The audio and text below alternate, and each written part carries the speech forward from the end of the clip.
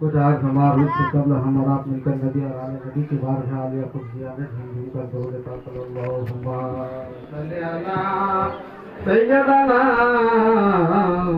مولانا محمد وعلی سیدنا شفیعنا مولانا محمد حبیبنا شفیعنا سیدنا مولانا محمد وعلی سیدنا شفیعنا مولانا محمد قادریم نارے اوزیاء سنم بند شیخ احمد رضا قطب عالمی سنم جو شے تیری نگاہ سے گزرے درود پر ہر جزو کل ہے مظہری انوار مصطفیٰ اپنی قبر میں تشریف لائیں گے مجتبی عادت بنا رہے ہیں درود و سلام کی مگر داد بلا افتاد کشتی ضعیفان شکستہ تو پستی بہت خواجہ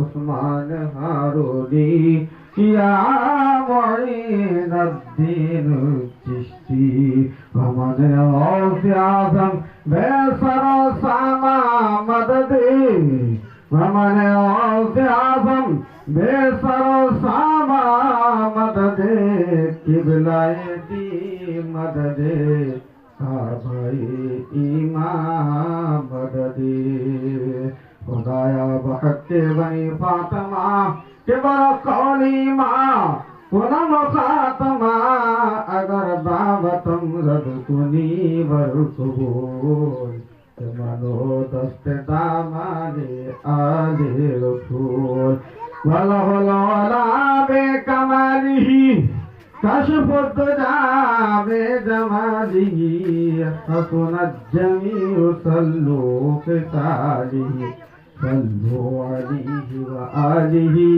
وسلم بارک وسلم الحمدللہ ولیہ والصلاة على نبيه وعلى آله وصحابه متعذبين بعذابه أما بعد فأعوذ بالله من الشيطان الرجيم بسم الله الرحمن الرحيم نهيتكم عن زيارة القبور فازوروها فإنها تزهد وتذكر الآخرة صدق الله المولانا العظيم وصدق رسوله النبي الأمين المتين المعين المبين الكريم معزز سامعين باوقار برادران ملت اسلامیہ،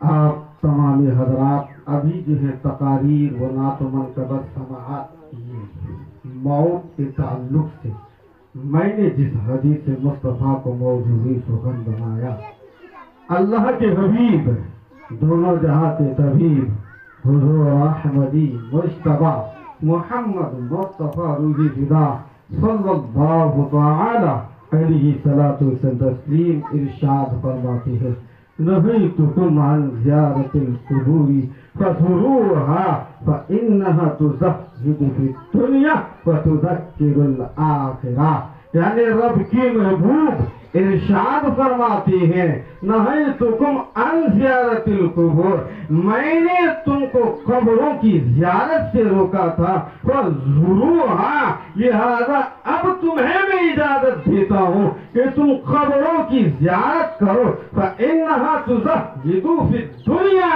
اگر تم قبروں کی زیارت کرو گے تو تم آخرت سے اجتناب کرو گے، بیزاری اختیار کرو گے، وتذکر الآخرہ، آخرت کی یاد۔ اگر تم قبروں کی زیارت کرو گے دنیا سے دوری اختیار کرو گے اور آخرت کو یاد کرو گے تو تم قبروں کی زیارت کرو. اب زیارت کرو گے کب؟ جب تم جاؤ گے تب. جب تم میں سے کوئی جائیں گے تب. خاندان والا جائے تب. نہ کہ یہ کہ صرف 40 دن ہی زیارت کریں. ہمارے یہاں تو 40 دن تک یہ ہے نا. 40 دن کی زیارت ہے. اس کے بعد پھر سال 2 سال 5 سال کے بعد اپنے خاندان والوں کی قبروں کی زیارت. یہاں قبروں کی زیارت آپ کو کرنے کا حکم دیا گیا ہے تو زیارت کو کرو. وہ تو منع کیا گیا تھا ابتدا اسلام میں اس لیے کہ جہالت کا دور تھا. لوگ اپنے خاندان والوں کی قبروں میں جاتے تھے. جس طرح نا علم کی بنیاد پر آج ہمارے معاشرے کے کچھ لوگ کہہ بیٹھتے ہیں میرے خاندان میں فلاں ایسا تھا نا, اپنی ایک ہاتھ سے پکڑ کے 3 آدمی کو پھینکتا تھا. حالانکہ حقیقت سے معلوم کرو تو بڑے گا کچھ بھی نہیں. تو ایسے ہی ابتدائی اسلام میں لوگ نیا اسلام قبول کرنے کے بعد اپنے خاندان والوں کی قبروں کے پاس جاتے تو اس طرح سے طرح طرح کی باتیں کرتی, بیہودہ اور بدگوئی کلام کرتی. تو آقا دو جہاں حضور احمدی مجتبی محمد مصطفیٰ روحی فدا سرور انبیاء صلی اللہ تعالی علیہ الصلوۃ والتسلیم نے ارشاد فرمایا تم قبروں کی زیارت مت کرو. ہماری زیارت کرنے سے نہ کرنا بہتر ہے. پھر اس کے بعد جب یہ بے ڈھنگے پن کی علامتیں دور ہو گئی, اسلام لوگوں کے قلب جگر میں راسخ ہو گیا, دین کی باتوں میں لوگ چلنے کی کاوش اور کوشش کو جاری رکھا, تو آقا کا دل جب مطمئن ہو گیا تو رب کی محبوب نے فرمایا ضرور. اب تم قبروں کی زیارت کرو. اب تم اپنے خاندان والوں کی قبروں کی زیارت کرو. زیارت کرو گے تو پھر کیا ہوگا؟ تو آگے کے جملوں میں رب کے محبوب نے فرمایا فَإِنَّهَا تُسَعِّدُ فِي الدُّنْيَا, تو تم دنیا سے بیزاری اختیار کرو. جب قبروں کی زیارت کرو گے تو دنیا کے الجھنوں میں نہ پڑو گے, دنیا سے محبت نہ کرو گے. اتنی محبت تو اسی میں غرق ہو جاؤ, کچھ سوجی ہی نہیں, کچھ سمجھ میں آئے ہی نہیں. رب کی محبوب دانائے غیوب حضور احمدی مصطفیٰ محمد مصطفیٰ روحی فدا سرور انبیاء صلی اللہ تعالی علیہ الصلوۃ والتسلیم دوسری حدیث پاک میں فرماتے ہیں حب الدنیا رأس کل خطیئہ, کہ دنیا کی محبت تمام برائیوں کی جڑ ہے. تم اگر قبروں کی زیارت کرو گے تو تم دنیا سے محبت نہیں کرو گے. اب جب تم دنیا سے محبت کرو گے ہی تو دنیا کے فتنوں میں تم پھنسو گے. وَتُذَكِّرُ الْآخِرَةَ, لاسٹ میں رب کی محبوب نے فرمایا منع تو میں نے تم سے کیا تھا, اب تمہیں میں اجازت بھی دے رہا ہوں, زیارت کرو, دنیا سے بیداری اختیار کر لو گے. زیارت کرو گے قبر والوں کی, قبر میں جا کر کے تو دنیا کے لوگوں سے محبت نہیں کرو گے. اگر تم قبر والوں کی زیارت کرو گے تو فتنے فسادوں سے دور رہو گے. اگر تم قبر والوں کی زیارت بھی کر لیجیے اور دنیا سے دوری بھی اختیار کر لیے تو کہتے ہیں تذکر الآخرہ, اب تمہیں صرف آخرت کی یاد آئے گی کہ آخرت میں کیا ہونا ہے. کیونکہ رب کی حضور جب پیشی ہوگی نا تو ضرورت نہیں ہے اس محفل سے کسی کو اٹھا کے گواہ پیش کی جائے اس فلاں کے حق میں تم گواہ دو, وہ تمہاری ہاتھ خود گواہی دے گا کہ تم اس ہاتھ سے کیا کرتے ہو. جب لیسٹ تمہارے ہاتھوں میں تھما دیا جائے گا تم سے پوچھا جائے گا اس کو پڑھو, تم پڑھو گے اپنی زبان سے کہو گے یہ اعمال بد تو میرے نہیں ہے, میں نے ان اعمال بد کو کبھی کیا ہی نہیں. رب کی طرف سے حکم ہوگا سچ کہہ رہے ہو, خود کہو گے نہیں میں نے نہیں کیا, کہ اگر صحیح معنوں میں کیا پھر کہو گے نہیں تو کہے گا کیا کوئی پیشی کی جائے, تو پھر رب کی अपनी तरफ से जब उसमें मोहर मारा जाएगा, उसके बावजूद तुम कमा हको हो जो है उसका इकरार न करोगे, तो उस वक्त जो है अब रब के तबारक व तआला की बारगाह में कोई सुनवाई नहीं, बल्कि तुम्हारे जिस्म के हर अज़ा तुम्हारे खिलाफ बनेगा। जिस जबान को तुम प्यारी जबान समझ लो, यही जबान तुम्हारे हक में फैसला गलत करेगी। अब यहाँ तो मैं किसी के हक में गलत सच गवाही दे दूं तब भी कहता अच्छा रुको मैं तुम्हारा काम तमाम करता हूँ। अब वहाँ क्या करेगा, क्या काम तमाम करेगा? तो अपनी जबान को यही काट दे, सब है कटने के लिए कोई रोक भी ना है। हाँ तुम्हारे खुद गवाही देंगे, यहाँ तो मनमानी कर लेता है अपने हाथों से, जबानों से, आंखों से, पैरों से, वहां ये सब अज़ा तुम्हारे खिलाफ गवाही देंगे। अब अगर तुम चाहते हो कि ये हमारे अज़ा हमारे खिलाफ गवाही ना दे, बल्कि जिस तरह से हदीस मुस्तफा में ये बात आई है उलमा से सुनते हो कि रब के महबूब रब के महबूब हुजूर अहमदी मुस्तफा मोहम्मद मुस्तफा ने फरमाया अल इल्म नूर, इल्म नूर है, तो क्या नूर का माने तो रोशनी के है, तो क्या ये इल्म तलब है कि तुम इल्म में से जो है रोशनी हासिल करो कि अंधेरे में सुई गिर जाए उसको तुम चुन लो। ऐसा होने से फिर हर मौलाना भी अंधेरे से सब चीजें निकाल दे। तो यहाँ यही मुराद है, क्या यही माना है कि अंधेरे में कोई चीज गुम हो जाए? तो इमाम साहब ने तो कुरान पढ़ा, हदीसें सुनाई, तो फिर इमाम साहब से कहो कि ढूंढ के निकालो यहाँ से सुई हमारी के लिए, सुई हमारी अंधेरे में गिर चुकी है, ढूंढ के बता रहा हूँ। यहाँ वो अंधेरा मुराद नहीं अजीज दोस्तों, इस इल्म को जो नूर कहा गया ये नूर हकीकतन नूर है।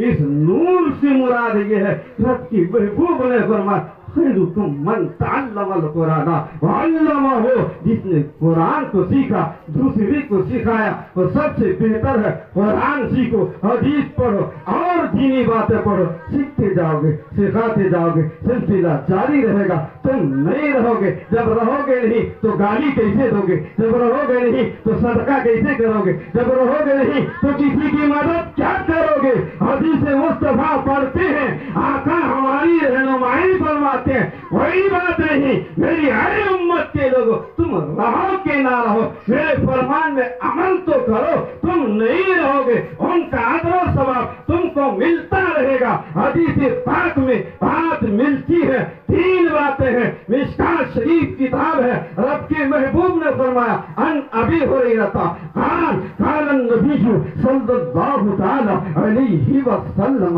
इज़ा मातल इंसान इनक़ता अनहु अमलहु इल्ला मिन सलसतिन सदक़तिन जारियतिन औ वलदिन सालिहिन औ इल्मिन यंतफ़उ बिही व यदऊ लहु।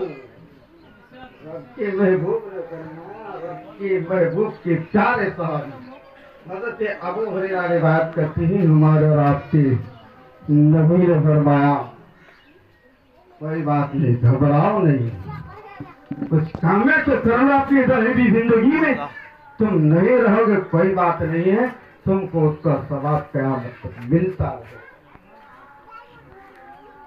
बारहा सुन चुके हो इन बातों को, अमल में लाने की जरूरत है। वो क्या है? अपने कमाए हुई रकम से अपनी जेब से निकाल के अपने हाथों से राहे खुदा में दिखावे के लिए नहीं कि मैं 10,000 लिखवा रहा हूँ मस्जिद में मेरे दादा के नाम करे लो कि फला ने 10,000 दिया है, तो यूं दो, दाहिने से दो तो बाएं को खबर ना हो। अपने कमाए हुए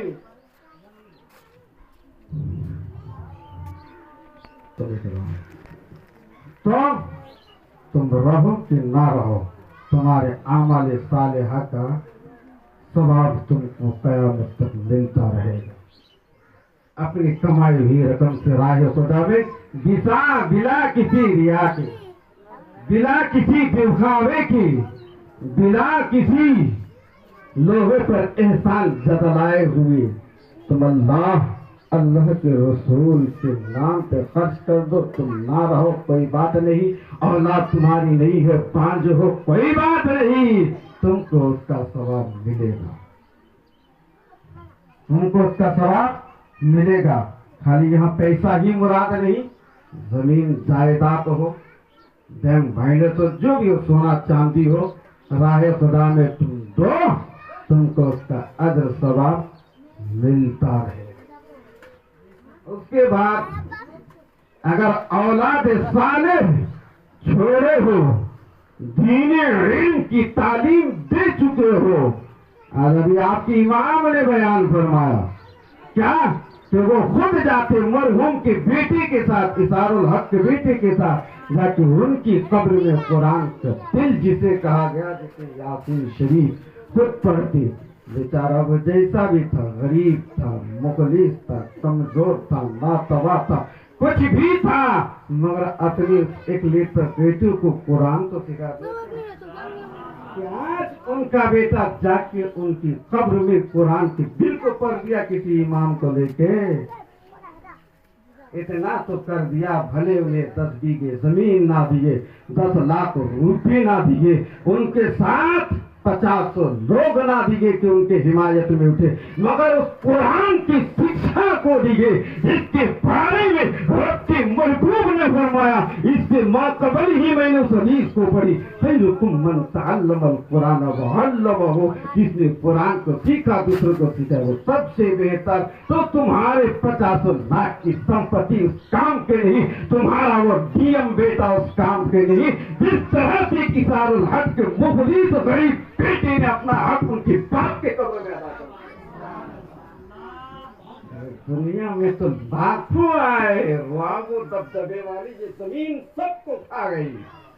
قرآن پڑھو، اگر آپ کی طرف سے اجازت ہو چند باتیں بتاؤں میرے عزیز دوستو، قرآن پڑھو، حدیث میں سنو۔ رب تبارک و تعالیٰ اپنے قرآن مقدس میں ارشاد فرماتا ہے، یخرج الحی من المیت، مردہ سے زندہ نکال رہا ہے کون؟ رب۔ اسی آیت کو سمجھاؤں گا قرآن کی، پھر میں اپنی جگہ آپ جائے بآرام نشست کے تحت بیٹھ جاؤں گا۔ اس کو سننے کے رب کس طرح سے ہمیں نکال رہا ہے، پھر کس طرح سے زمین میں ہم جا رہے ہیں۔ اسی آیت پہ قرآن کریم کے یخرج الحی من المیت، رب نکالتا ہے مردہ سے زندوں کو۔ یہ سب مردے تھے اب زندہ ہیں، یہ جتنے ہیں ہم اور پوری دنیا میں جتنے انسان ہیں سب مردہ شہید۔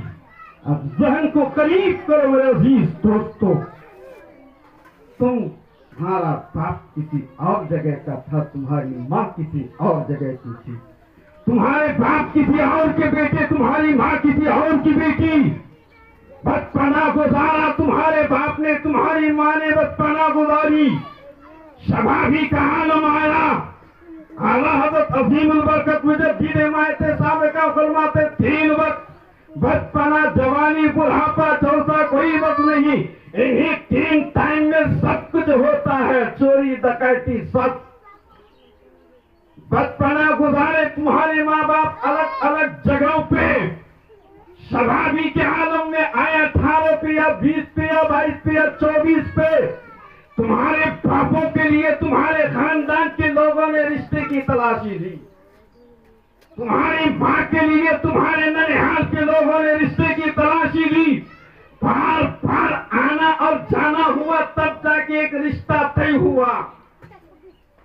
ہونے کے بعد ان کو اپنی ماں کی یہاں سے تمہارے باپ نے اپنے گھر میں لایا، جو قرآن عظیم میں ذکر کیا رب تبارک و تعالیٰ نے، ہننا لباس ہننا نہ ہننا لباس ہننا، قرآن عظیم کے اندر رب نے فرمایا مرد عورت کے لباس، عورت مرد کے لباس ہیں، ایک دوسرے کے حق کو ادا کیے۔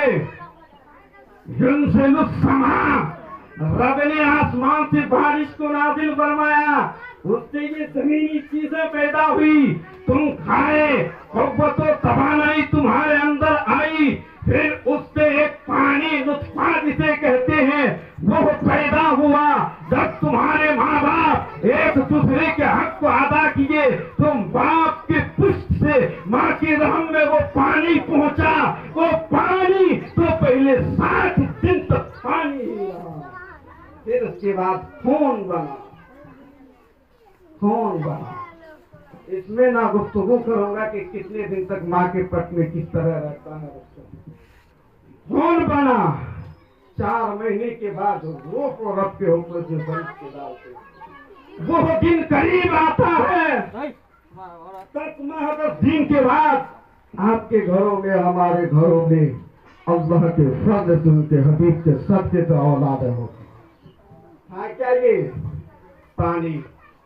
अब हुआ क्या आपके घर में? गोश्त पोस्ट वाला बच्चा। पानी ही तो था ना।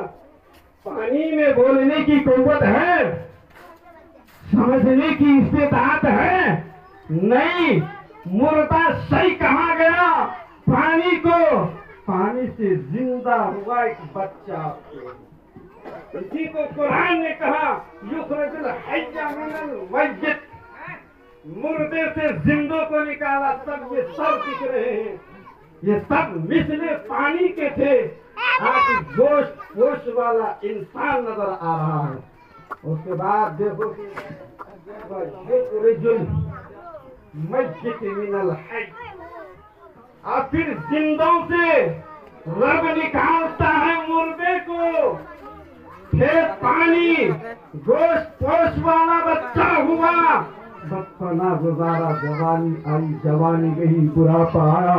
कोई एक्सीडेंट में जाता है, कोई किसी हाल में जाता है, कोई किसी हाल में जाता है। जैसा कि जिसके सारों हक साहब की तुम चंदुम में शरीक हुए हो, ये इस तिथि में, इस तारे की तिथि के अंदर से गया, वो सबके जहनों में है। तो हर आदमी अलग अलग कंडीशन में इस दुनिया से रुखसत होता है। था क्या जिंदा, अब ले जाके उसके दफन कर रहे हो कब्र में। क्या रब ने इसी को कुरान में फरमाया है कि मुर्दा से जिंदा निकालना, फिर जिंदों को मुर्दे को निकालना। सब यहाँ जिंदा हो, किसी की रूह अभी निकल जाए फिर मुर्दा हो जाओगे। तो इस जिंदों से ही तो मुर्दा निकला ना। अब अपने कुरान में फरमाता, फिर आगे के जुमले में गौर करो। कुरान में अल्लाह रब्बुल इज्जत ने इरशाद किया, युखरिजुल अर्द बअद मौतिहा। पहले तो थे पानी की शक्ल में पैदा हुए, तो इंसान बना, जिंदा रहा इस दुनिया में, फिर मुर्दा हुए। सब ने कहा फौरन खबर करो सारे रिश्तेदारों को, और हदीस पाक में भी बात है, मंजिल वालों को मंजिल की तरफ पहुंचा दी जाए। फटाफट खबर आपने पहुंचाई अतराफ जवानी में, रिश्तेदारों में, और उस मुर्दे को ले जाके दफन किए। कहाँ? कब्रिस्तान में मिट्टी से दफन किए। उसका फिर इसके बाद कुछ होगा। रब कुरान में तो युखरिजुल अर्द बअद मौतिहा, फिर जमीन से निकालेगा उसके मरने के बाद, फिर तुम निकलोगे। है क्या? मुर्दा, फिर हुए जिंदा, फिर तुम्हें कफनो दफन किए, फिर तुम निकलोगे वहां जिंदा। रब फरमाता है लास्ट में इस आयत के, वकज़ालिक तुखरजून। रब इसी तरह निकालता है। टंकी की चोट में बोलते हो, अगर तुम्हारी कुव्वत है तो एक मक्खी को पैदा कर दो। रब इसी तरह निकालता है अपने बंदों को और दीगर चीजों को। अब जब कब्र में पहुंचा दिया, बाद में आप फिर जमीन से निकलेंगे।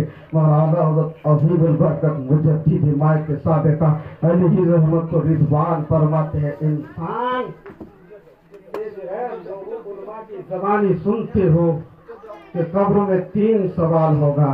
लास्ट में जो सवाल होगा, इस मर्द के बारे में तुम क्या कहते हो? जो मोमिन होगा वो कहेगा ये मेरे मुस्तफा है। जिसके दिल में ईमान ना होगी वो तो कह नहीं पाएगा कि ये मेरे मुस्तफा है। ईमान की दौलत होनी चाहिए। और यही तक बात नहीं, बल्कि आला हज़रत कहते हैं कि मैं तो ये कहता हूँ, पहले बुखारी की हदीस पाक है, अनसिन काल नबी सल्लल्लाहु तआला अलैहि वसल्लम हत्ता कुना अहब्ब अलैहि मिन वलदिही व वालिदिही